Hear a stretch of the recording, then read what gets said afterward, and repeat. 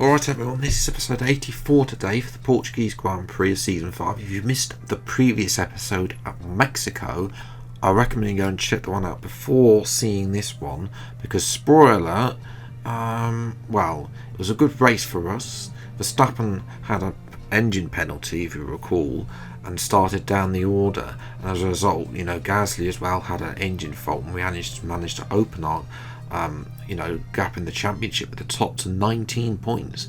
However, Portugal takes another turn because it's going to be a full wet race here at Portimao, so that is definitely going to be interesting.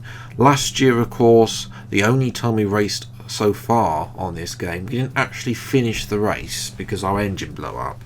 So yeah, a little bit more wing has been applied to the front and the rear. I've gone 4 notches up on the setup compared to what I would do in the dry normally, so I'm hoping that's going to be enough to give us the competitive edge. Might be sacrificing qualifying though in the dry a little bit, but should be able to give us a bit more better race pace. It's where I'm better against the players and actually better against the AI during the races compared to qualifying anyway.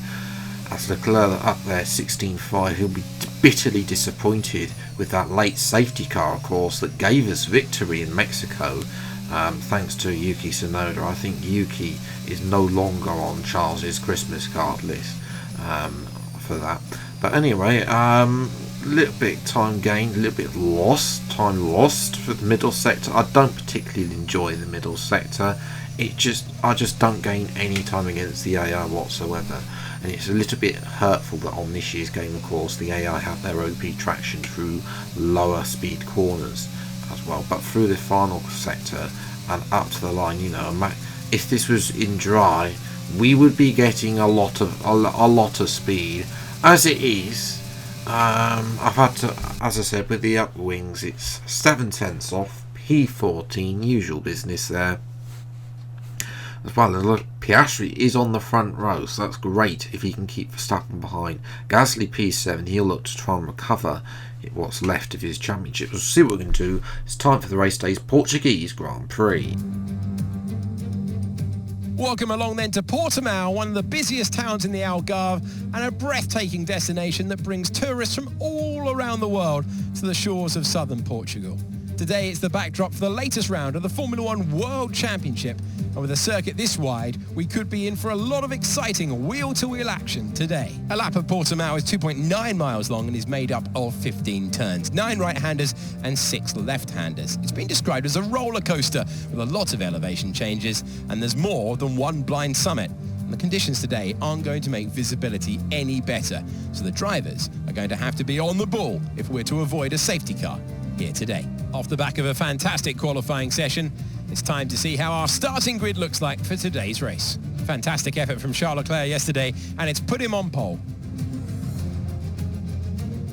And Oscar Piastri completes the front row. Considering the rest of the grid, we have Verstappen, Norris, George Russell and Sainz, Gasly, Albon, Vettel and Kevin Magnussen, Ocon, Tsunoda, Phoenix and Schwartzman, Joe, Hamilton, they'll be starting further back after an earlier grid penalty, Mick Schumacher and Nicholas Latifi, Bottas, and Lance Stroll brings the grid to a close.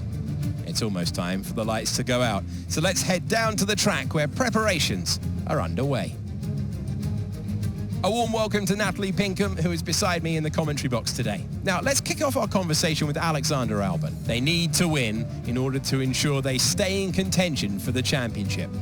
Anything outside of that, and their fate is no longer in their hands. The key now will be to keep the right mindset. We've seen time and again that things go wrong if they just try to do the minimum. Not necessarily because of the pressure, but because it's different to their usual approach. They'll need to avoid that and stay focused today. We're in a good position for the Constructors' title. There are 3 races left, so we need some good results. That is a lot of rain, ladies and gentlemen. Race strategy is the normal no-stop on a set of all wet tyres, and it's just going to carry on raining for the entire race. So yeah, 5 red lights then to the Boat Grand Prix, and away we go. And as usual on this game, and especially in the wet, it's not a great start. We're going to take them by both Alphas. Hamilton's down the inside. We're going to dock down the inside though. Both back, get both Alphas out side by side with Esteban Ocon in the Alpine. Down the inside, I think that's one of the. I think that's Magnussen going slowly in the Alpha Tower. We take advantage of him up to P10. So we have made some positions on the start, especially Hamilton as well. Now I have a look on the outside of Sebastian Vettel with a hairpin. There's a bit of front wing going there, a bit of Alpha Tauri front wing. I think that's Magnussen. That front wing. Vettel has the OP traction going up the hill. Magnussen carries on as well with his OP traction. Magnussen doesn't have half. He's missing a front wing end plate, so we're able to dart down the inside, back up to P10. So here's a replay with Magnussen then. He just decided to dive, but he couldn't stop in time. Vettel was about to turn in there and he hit his teammate, so that's unfortunate for K-Mag, who you know, that could be costly if he wants to have even a go at the championship. Which is not. Vettel, to be fair, probably put him off trying to turn in there with a late dive there, and that has cost Alpha Tauri one side of the garage some points as well. And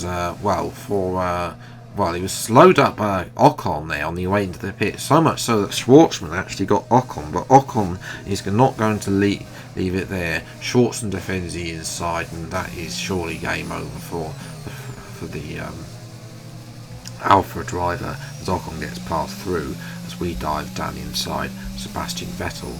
Now we're trying to get Pierre Gasly in a similar move up in the as well. Now we're up to P8, so we're starting to make some progress here. Simple moves there as Oscar Piastri is doing a fantastic job to keep Max Verstappen behind. Doesn't have the pace on Leclerc, who's running away, but he's being solid in P2, keeping Verstappen at bay while we catch up. Next up is Albon. Try around the outside. No. Was there a bit of contact? Well, ask. Apparently got a warning for a collision with Albon, but fortunately no damage. He locked up here, so I'm not entirely sure how that's our fault, because in fact he locked up as well. As further down the order, that is Lewis Hamilton, and he is out. He's got he's going to have to spin round as Mick Schumacher reversed into one of the Astons there and has been given a 5-second penalty as well. Lap 7, still trying to get past Alex Albon. It's still not working out for us. I think he's given us some slight damage, but it's not enough for any raunt or anything as well. So we're watching Yuki Tsunoda now, struggling in the rain. He is, and he's had a big spin off the circuit. Well, able to carry on because nobody's caught up to him. But sadly, no points for Yuki this weekend.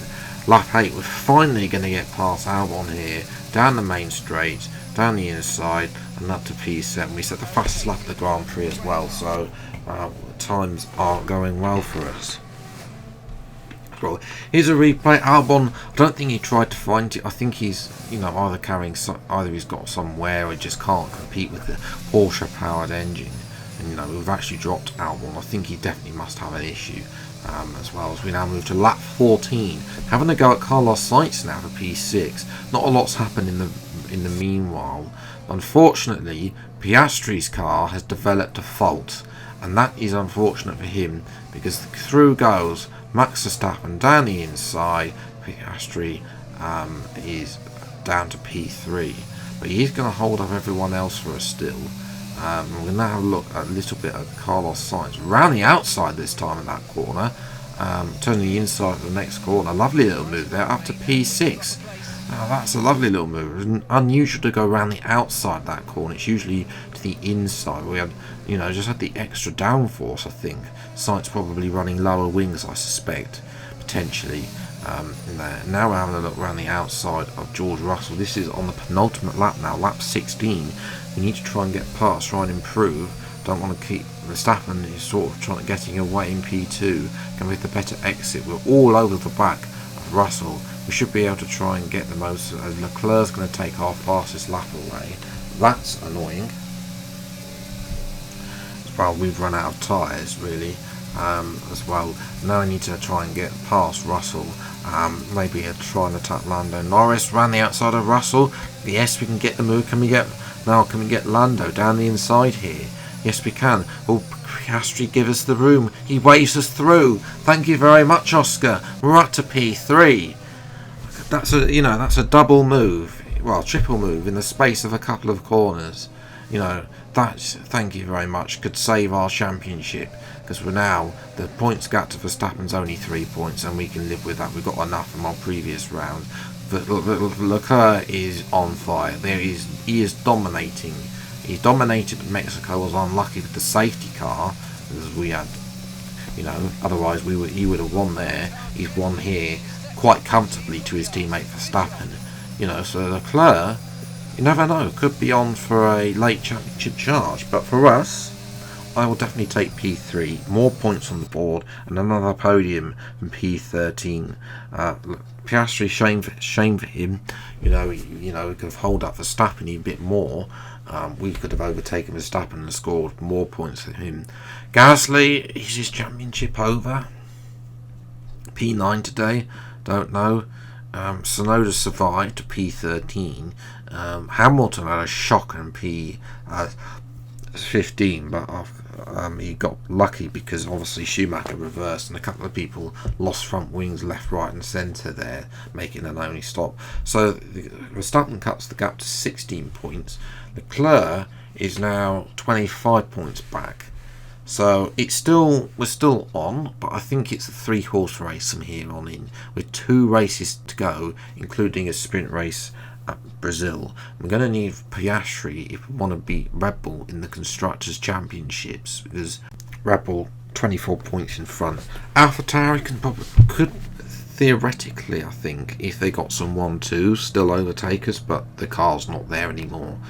In terms of the rivalry, we're down on that 14-17. Ever since we made Leclerc a rival, he's become OP. A little bit like what happened in F1 2020 there as well. So, nevertheless, we don't need to be winning in Brazil and the UAE. I think we got enough over Verstappen, definitely enough over Leclerc to be able to just see off this series by a couple of P3s. Just keep getting the podiums. Brazil, it should be a better track. As is Abu Dhabi. Both of those tracks are better. Abu Dhabi is actually the better one on this game, funny enough. But yes, Piastri, not after that stellar form where he got 4 podiums in a row, start to slip away. Same for Carlos Sainz, who had a couple of second places.